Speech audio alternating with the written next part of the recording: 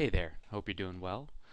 This video is going to talk a little bit about how to treat social anxiety. And I should say up front, I am not exempt from any of these anxiety tactics that I teach on this site. I myself had to use a few of these tactics today because from time to time anxiety creeps up on all of us. So once you know these tactics, they're going to help out a lot with your social anxiety. It's said that social anxiety, it affects around 7% of the world's population. That's a pretty big number, and that's shared equally between men and women. What some tend to assume about social anxiety or social phobia is that, it's about people being extremely shy and uncomfortable in highly public settings. Now, yes, bits and pieces of the disorder revolve around being anxious in social settings, but in reality, social anxiety goes much further than that.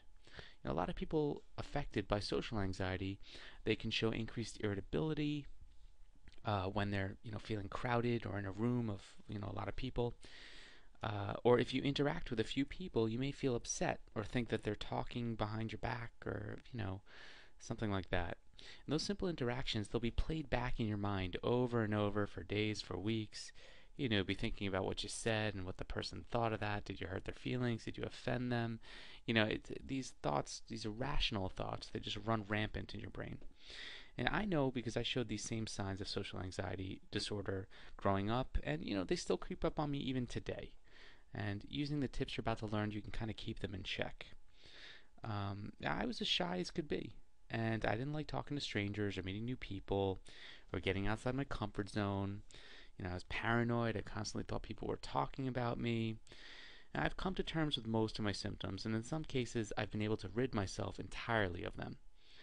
I never took medications, but I took baby steps towards opening myself up to people and highly public situations. Now, there are a few ways I went about that, and I'd like to share a few of them in hopes of helping you achieve the same results. The first is open your communication. Whether it's seeing a psychologist or opening up about,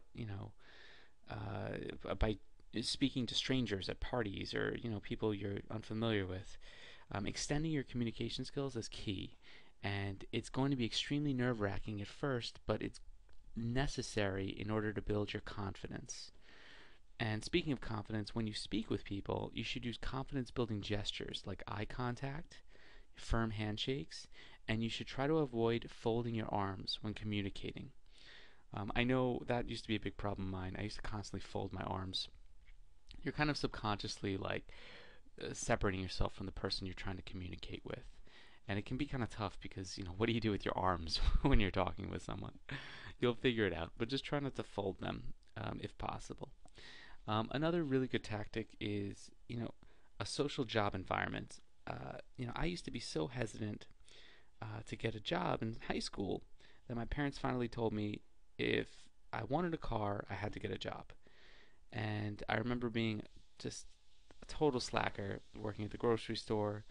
And it was good because I didn't have many people to interact with. It was a good job. And it wasn't until I got a job as a busboy, though, at a restaurant that I was kind of forced out of my comfort zone. And I really hated it at first. And by the way, I was a terrible, terrible waiter. I mean, I would be spilling drinks on people. There was all kinds of confrontation that I really didn't want. But by kind of throwing myself into the fire, it was great because it made other social interactions seem less awkward and embarrassing, because I would sort of compare it in my head to something really awful that would happen in the course of being a waiter, like spilling a drink on someone or, getting an order wrong or something like that. So, over time, it helped me become more assertive. Whenever you gain experience in life, it's going to make you more confident and it's going to make you more assertive in going out and sort of taking charge of your own life. So working in a highly social environment like a restaurant was probably one of the best things to happen to me.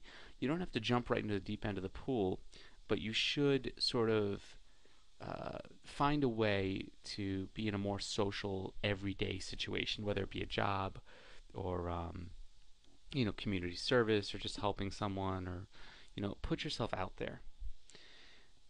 You should exercise your mind and body. I know this sounds kind of generic, but it really does work. And Exercise in general is going to help your confidence.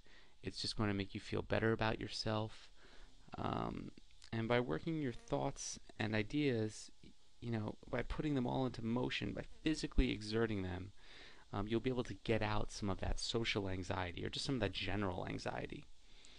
Um, General exercising works more oxygen into your body. It revitalizes your senses, it clears your head, and you don't have to be Arnold Schwarzenegger. I'm probably dating myself with that reference, but just walking or running a mile every day, doing yoga, Pilates, riding a bike, you don't have to go nuts, but you should be active no matter what. Whether you have anxiety or not, it's good to exercise.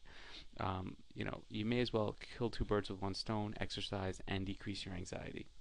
So start with those three things. They're going to help you out a lot.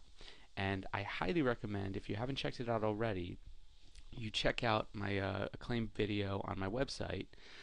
The video is called Anxiety Free Tactics. It's a free video, and you can get it right now at my site, stop-anxiety-panic-attack.com.